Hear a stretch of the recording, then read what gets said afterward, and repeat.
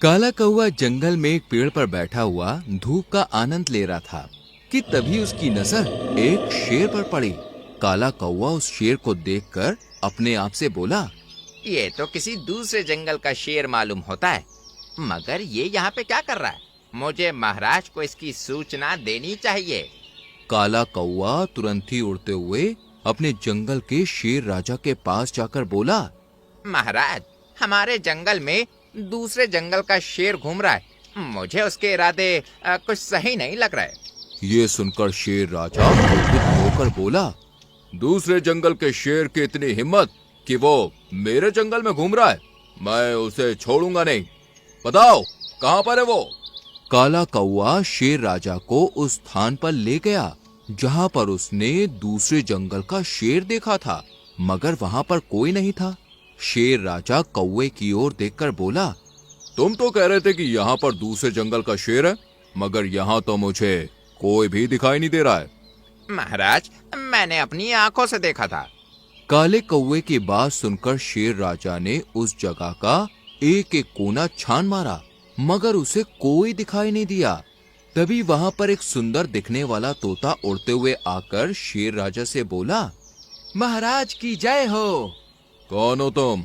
मेरा नाम पोपट है। महाराज, मैं इस जंगल से गुजर रहा था कि तभी मैंने देखा कि यहाँ पर एक बड़ा ही भयानक दिखने वाला भेड़िया टहल रहा है।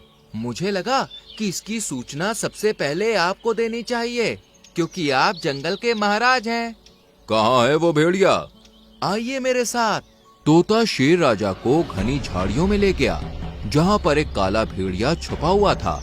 शेर राजा भेड़िए की ओर देखकर बोला, कौन है रे तू और यहाँ पर क्या कर रहा है तू? मगर भेड़िया शेर राजा को देखकर दुम दबा के भाग गया। शेर राजा तोते की ओर देखकर बोले, तुमने तो बिल्कुल सही सही बताया, और मेरा एक सलाहकार काला कौवा है जिसने मुझे बेवजह परेशान किया। मैं आपकी बात का मतलब नहीं समझा महाराज। मेरा सलाहकार एक मूर्ख काला कौवा बोल रहा था कि उसने यहाँ पर दूसरे जंगल का शेर देखा है, मगर यहाँ पर तो मुझे कोई भी शेर दिखाई नहीं दिया। तोता काले कौवे का मजाक उड़ाते हुए शेर राजा से बोला, महाराज, सबसे पहले तो आपको अपने सलाहकार को बदल देना चाहिए। आपको एक दूसरा सलाहकार चुनना चाहिए जो कि देखने में सुंदर भी हो और सच्चा भी हो। तुम तो बातें बहुत अच्छी करते हो पोपट, और तुम सुंदर भी हो। तुम मुझे अच्छे लगे। आज से तुम ही मेरे सलाहकार हो। इतना बोलकर शेर राजा काले कौवे की ओर देखकर बोला, और सुनो काले कौवे, आइंदा मेरी गुफा के आसपास भटकने की कोशिश भी की तो तुम्हें जंगल से धक्के देकर बाहर निकाल दूंगा, समझे? इतना बोलकर शेर तोते से बोला, आज से तुम मेरे सलाहकार हो, इसलिए तुम्हें इस जंगल में खास सम्मान दिया जाएगा। शेर राजा तोते के साथ वहां से चला गया और काला कौवा बेचारा मुंह लटकाकर अपने घर पर चला गया और अपने घर के बाहर उदास बैठ गया। मीनू मौसी और रानू चिड़िया वहां से गुजर रही थी। काले कौवे को उदास देखकर वो दोनों काले कौवे के पास आ गईं। मीनू मौसी काले कौवे से बोली, क्या हुआ कौवे भाई, तुम उदास क्यों बैठे हुए हो? मीनू मौसी सही कह रही है कौवे भाई, तुम तो हमेशा हंसते गाते रहते थे और गुनगुनाते रहते थे और जंगल में हर जगह महाराज की तारीफ के गुणगान करते रहते थे। तुम्हें इस तरह से पहले उदास कभी नहीं देखा। काला कौवा मीनू मौसी और रानू चिड़िया को सारी घटना बताते हुए बोला, मेरी बात का विश्वास करो, मैंने अपनी आंखों से उस जगह पर किसी दूसरे शेर को देखा था, मगर महाराज ने मेरी बात पर विश्वास नहीं किया, बल्कि उस तोते की बात में आकर मुझे अपमानित भी किया और मुझे सलाहकार के पद से भी हटा दिया। मैंने महाराज की अब तक कितनी सेवा की, क्या मुझे महाराज की सेवा का ये फल मिलना चाहिए था? काले कौवे की बात सुनकर मीनू मौसी मुस्कुराती हुई बोली, कौवे भाई, अपना दिल छोटा मत करो। तुमने वो कहावत तो सुनी होगी, कर्म कर फल की इच्छा मत कर। मैं और रानू चिड़िया महाराज से बात करेंगे और उन्हें समझाने का प्रयास करेंगे। मीनू मौसी और रानू चिड़िया शेर राजा के पास पहुंच गईं। मीनू मौसी और रानू चिड़िया को देखकर पोपट तोता शेर राजा से बोला, महाराज, मेरी समझ में नहीं आता कि आप जंगल के शेर हैं या किसी चिड़िया घर के। तोते की बात सुनकर शेर राजा बुरी तरह से चौंकते हुए बोला, क्या हुआ पोपट, मुझसे कोई गलती हो गई क्या? तोता मीनू मौसी और रानू चिड़िया की ओर देखकर शेर राजा से बोला, जब मैं दूसरे जंगल में रहता था महाराज, तो मैंने देखा कि वहाँ के शेरों से शक्तिशाली जानवर मिलने के लिए आया करते थे और उनके सामने अपना सर झुकाया करते थे, मगर मैंने अभी तक आपकी गुफा में आपकी बराबरी का कोई भी आता हुआ नहीं देखा। अब आप ही बताइए कि इन मामूली चिड़िया का आपकी गुफा में क्या काम है? ये सुनकर रानू चिड़िया क्रोधित होकर बोली, अपनी हद में रहो आवारा तोते, तुम तो इस जंगल के भी नहीं हो। हमारे जंगल के महाराज और जंगल के राजाओं की तरह घमंडी नहीं है। वो सभी पक्षियों और प्राणी को बराबर का समझते हैं। यही बात तो मैं महाराज को समझाने का प्रयास कर रहा हूँ। क्या वह जंगल के महाराज हैं, इसलिए जंगल के छोटे मोटे प्राणी महाराज के बराबर नहीं हो सकते। पोपट तोते की बात सुनकर शेर राजा गहरी सोच में डूबते हुए बोला, ये तो तुमने बिल्कुल सही कहा, ये तो मैंने कभी सोचा ही नहीं। खैर, हम इस बारे में बाद में बात करेंगे। पहले हम इन पिद्दी चिड़ियों की खबर लेते हैं कि ये यहाँ पर क्यों आई हैं। शेर राजा के मुंह से ये शब्द सुनकर रानू चिड़िया क्रोधित होकर शेर राजा से बोली, महाराज, आपको दूसरे जंगल के पक्षियों की बातों में आकर अपने जंगल के पक्षियों का अपमान नहीं करना चाहिए। पूरे समय में अपने ही काम आते हैं।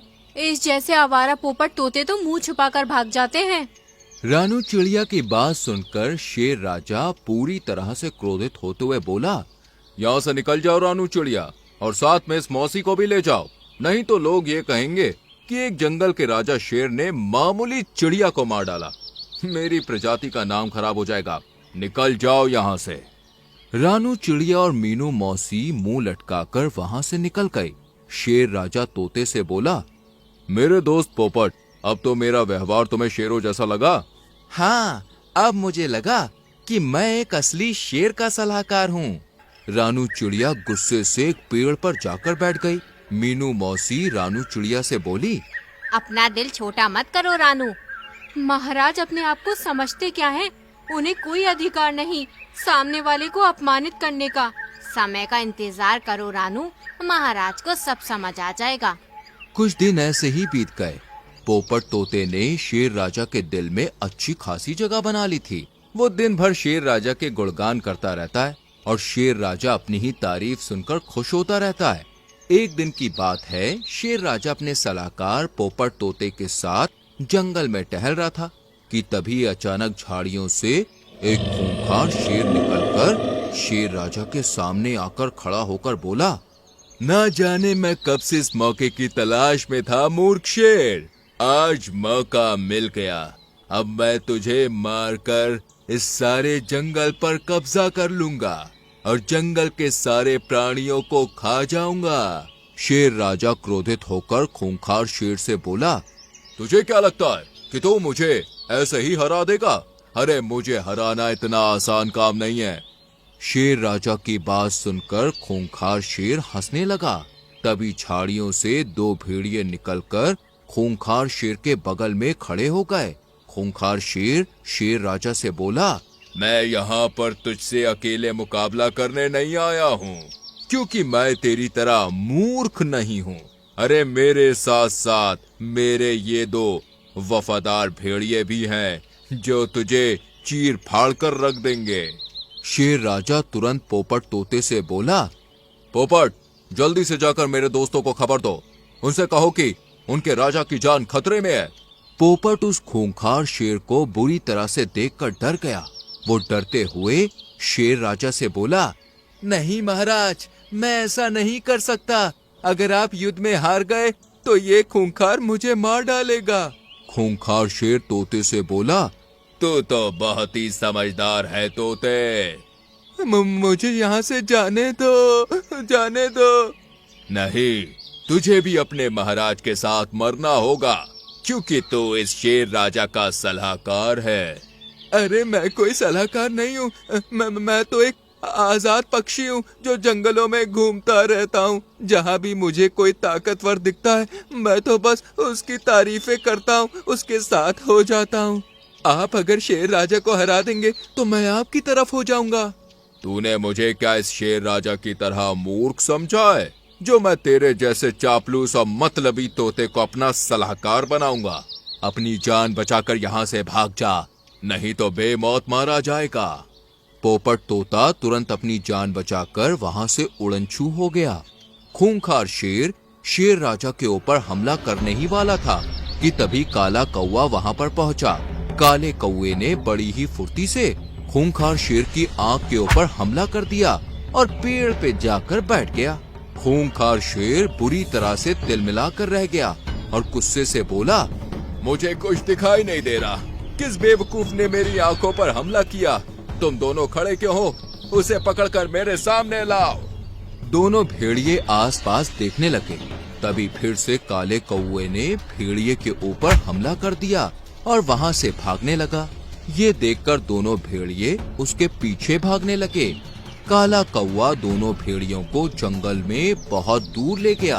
वहीं दूसरी ओर मौका देखकर शेर राजा ने खूंखार शेर पर हमला कर दिया। खूंखार शेर को कुछ भी दिखाई नहीं दे रहा था। थोड़ी ही देर में शेर राजा ने खूंखार शेर को मार दिया।